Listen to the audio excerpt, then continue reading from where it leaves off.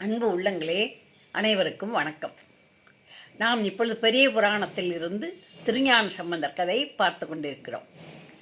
பாண்டிய நாட்டில் மதுரையில் ஞான சம்பந்தர் மடத்தில், இப்போ ஞான சம்பந்தர் மடம் என்று அழைக்கப்படுகிறது, அந்த மடத்தில் சில காலம் தங்கியிருக்கிறார் ஞான சம்பந்தர். சைவ சமயத்துக்கு மாற்றிட்டார்ல மன்னனார், மக்களும் மாறிட்டாங்க இல்லையா, அங்கே இருக்கிறாங்க. தினம் சோமசுந்தர கடவுளை, அந்த மீனாட்சி அம்மையை தரிசனம் செய்ய போகிறார்கள். அவங்க போகும்போது, இவர் போகும்போது போகிற நேரம் பார்த்து சரியாக அதே நேரத்துக்கு அரசனும் வருவார், அரசியும் வருவார், மந்திரி குலச்சிறையாரும் வருவார்கள். எல்லாருமா அந்த சாமி தரிசனம் முடிச்சுட்டு கொஞ்ச நேரம் அந்த சுவாமியை பற்றி பேசிகிட்டு இருந்து போவாங்க. இது மாதிரி கொஞ்ச நாள் தங்கியிருந்தாங்க. அப்படி தங்கி இருக்கும்போது அரசன்கிட்ட சொல்கிறார், நான் இப்படியே பார்க்கணுன்னு நினைக்கிறேன், இந்த பாண்டி நாட்டு தலங்களை எல்லாம் பார்க்கணுன்னு நினைக்கிறேன் அப்படின்னு சொல்கிறார். சரி, அதுக்கு என்ன, பார்க்கலாம், நானே கூட்டிகிட்டு போய் பார்க்குறேன்னு சொல்லியிருந்தார். அந்த நேரத்தில் சீர்காழியிலேருந்து அவங்க அப்பா வராரு. யார்? ஞானசம்பந்தரோட அப்பா. வந்து மகனை பார்க்கணுன்னு வந்தால், முதல்ல மகனை பார்க்குறோட கோயிலை பார்க்கணும், முதல்ல கோயிலை தான் தரிசனம் பண்ணுறார். கோயிலில் சாமியெல்லாம் கும்பிட்டுட்டு பிறகு ஞானசம்பந்தர் மடத்துக்கு போகிறாரு. அங்கே மகனை பார்க்குறாரு. மகனுக்கும் ரொம்ப சந்தோஷப்பட்டு கொஞ்ச நாள் கூடவே தங்கியிருக்கிறார். தங்கியிருந்த பிறகு அப்பாவை, சரிப்பா நீங்கள் போய் சீர்காழியில் இருக்க சிவனுக்கு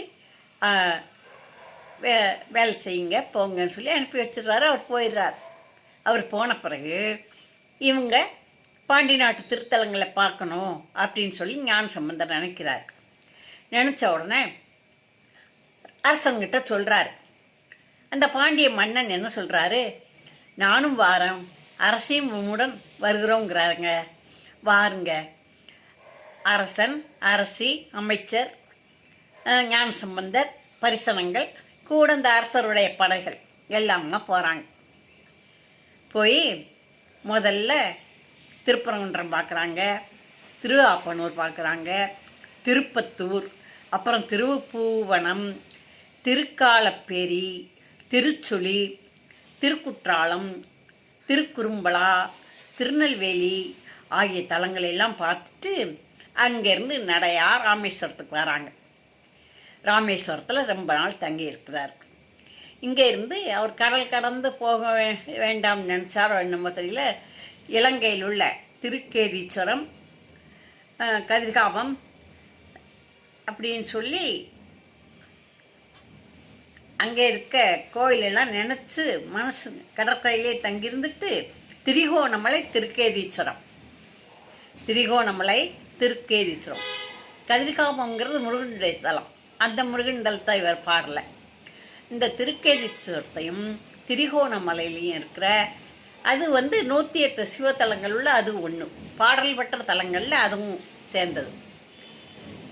அதில் அதை போய் பார்க்க முடியாதனால இங்கேருந்தே கற்பனை பண்ணி பார்த்து அதை கும்பிட்றார். அப்படியே வணங்கி பாட்டு பாடுறார். அந்த மாதிரி பாடி முடித்து அங்கேருந்து ராமேஸ்வரத்துலேருந்து கிளம்புறாங்க. கிளம்பும்போது அங்கேருந்து நேராக இன்னும் சோழ நாட்டுக்கு தான் வரணும். அப்படிங்கும்போது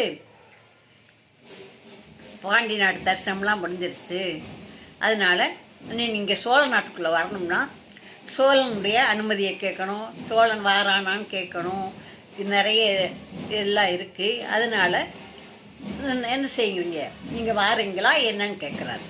இல்லை, நாங்கள் பாண்டி நாட்டுக்கு போகிறோம்னா அவங்க போயிடுறாங்க. போன பிறகு அரசன், அரசி, குலச்சிறையாரெலாம் போயிடுறாங்க. போகணும்னு நினைக்கிறாங்க. அப்போ இந்த குலச்சிறையார் சொல்கிறாரு, போகும்னால என் தந்தையார் ஊர் இங்கே இருக்குது, மணமேற்குடி சொல்லி நான் பிறந்த ஊர், அந்த ஊரில் சில நாள் தங்கி இருக்கணும் அப்படிங்கிறார். அதே மாதிரி மணமேற்குடிங்கிற ஒரு ஊரில் குலச்சிறையார் பிறந்த ஊர். அந்த ஊரில் அவங்க அண்ணன், தம்பி, மாமே, மச்சனை எல்லாம் இருப்பாங்க இல்லையா, எல்லாருமே வரவேற்பு பண்ணாங்க. அங்கே சில நாள் தங்கி இருந்து அங்கே அவங்க வீட்டில் இருந்து அங்கிட்டு இருக்க கோயிலெலாம் கும்பிட்டுட்டு இருக்கிறாங்க. அங்கேருந்து சோழ நாட்டுக்கு போகணுன்னு போகிறாங்க. சரி, இந்த பாண்டிய மன்னனையும் குலச்சிறையார் அமைச்சர் அவருடைய படைகளை எல்லாம் அனுப்பி வச்சிடுறாரு. ஞானசம்பந்தர் போயிட்டு வாங்கங்கிறாரு. அவர் போயிட்டு வரேன்னு சொல்லிட்டு போகிறாங்க. எல்லாத்தையும் சொல்லிட்டு சோழ நாட்டுக்குள்ளே பாண்டி வர முடியாதனால பிரிய மனமில்லாமல் ரொம்ப மனசு சங்கடப்பட்டு தான் பாண்டியன் என்ன செய்கிறார், ஞானசம்பந்தர் பிரிய மனமில்லாமல் தான் வழி அனுப்பி விட்டு மதுரைக்கு சென்றார். அதுக்கப்புறம் இந்த ஞானசம்பந்தர் எங்கே வந்தாரு, சோழ நாட்டுக்குள்ளே எங்கே வந்தாருன்னு சொல்லி அடுத்த பதிவில் பார்ப்போம். நன்றி, வணக்கம்.